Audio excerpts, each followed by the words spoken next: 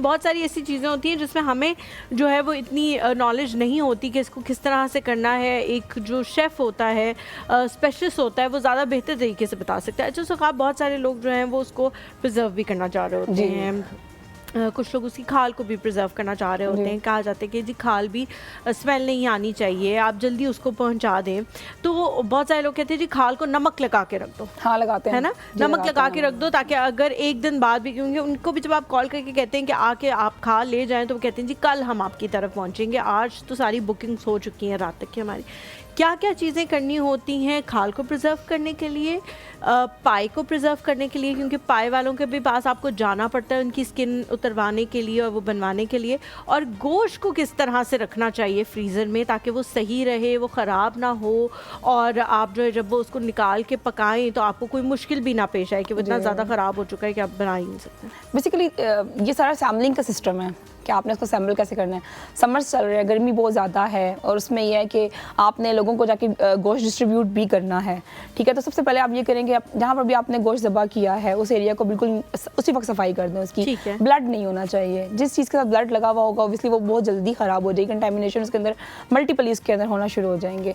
आपने उसको साफ़ करना है, उसको धोने के बाद आपने उसको ड्राई भी करना है। ऐसे नहीं गोश्त आपने धो दिया, आपने देखा होगा कि जहाँ पर ये जो भी स्लॉटर हाउस होता है जहाँ पर ये ज़बा हो रही होती हैं वो उनको हैंग कर देते हैं जी, और काफ़ी देर उसको हैंग ही रखते हैं ताकि उनके अंदर से ब्लड निकल जाए। ब्लड निकल जाए, और पानी भी, वो उसको फिर पानी लगाते हैं ना।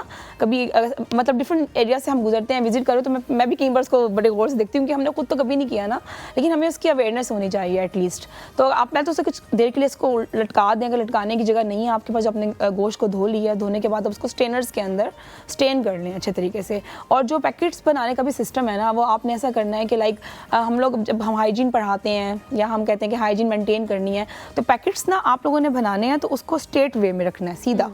ऐसा नहीं कि बस यूँ बनाया और उसको इकट्ठा करके जो है गोश्त को इस तरह रख दिया।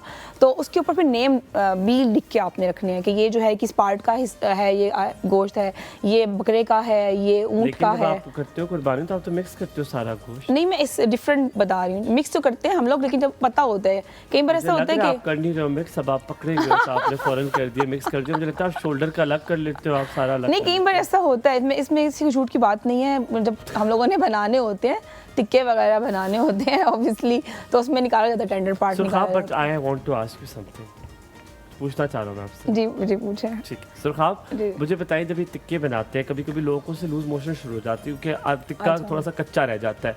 मुझे बताओ द बेस्ट तरीका क्या है टिक्के बनाने का? अब आ रही कुर्बानी, सब टिक्के बनाएंगे, क्या करें सुरखाब? अच्छा, पहली बात तो ये है कि जो मीट होता है ना, उसके जो बहुत से बैक्टीरिया हैं जो इंसानी बॉडी से भी मैच करते हैं, तो उसमें अगर कोई थोड़ा बहुत कच्चा भी रहेगा तो सच इतना हार्मफुल नहीं है आपकी बॉडी के लिए।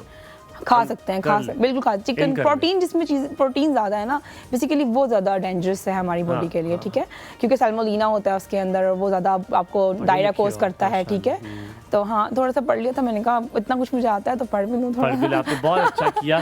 सुरखाब, तो फिर कैसे टिक्की के मसाला कैसे बनाए, बेस्ट टिक्का मसाला कैसे? क्योंकि अक्सर लोग बना के रख देते हैं फ्रिज में, अगले दिन वो जाते हैं एबटाबाद कहीं, कहते हैं वहाँ जाके जो है बना के खाएंगे ताकि स्मेल भी ना छोड़े और ज़बरदस्त। और कितनी देर मैरिनेट करना चाहिए? देखिए, मैरिनेशन ना, आप अगर नमक और काली मिर्च भी लगाते हैं ना, जो हम अगर हम जितनी भी इंग्लिश रेसिपीज करते हैं, हम स्टेक्स वगैरह बनाते हैं, स्टेक में कोई मैरिनेशन नहीं होती है, कोई नहीं होती, उसमें सिर्फ ब्लैक पेपर और नमक होता है, लगाते हैं। उसके बाद ये सारा कुकिंग टेम्परेचर्स के ऊपर डिपेंड करता है। अगर आपने जिन लोगों को कोयलों पे खाना अच्छा से पकाने आता है, आप अगर डायरेक्ट एकदम से जो है ना कोयले की आग लगी हुई है और वो ऊपर जाएगी और वो उसको ब्लैक कर देगी, ऊपर से बर्न कर देगी, तो अंदर से कुक नहीं होगा ऑब्वियसली।